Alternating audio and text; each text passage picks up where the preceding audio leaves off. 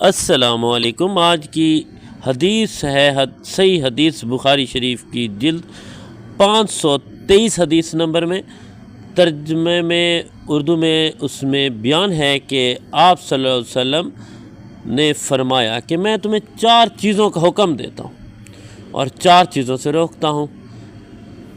جو حکم دیتے ہیں ان کے بارے میں باقاعدہ طور پر بتایا گیا ہے کہ حضور پاک نے ارشاد فرمایا کہ خدا پر ایمان رکھو، جو کہ کلمے کا پہلا حصہ ہے، لا الہ الا اللہ محمد رسول اللہ۔ اس کے بعد پھر انہوں نے کہا کہ دوسرے نمبر پر نماز قائم کرو، تیسرے نمبر پر زکوٰۃ دو، اور چوتھے نمبر پر جو مال تمہیں غنیمت میں ملے اس میں سے 5واں حصہ دین کی راہ میں خرچ کرو، اور تمہیں تمبڑی، ہنتم، کسار اور نکیر کا استعمال روکنا ہوگا۔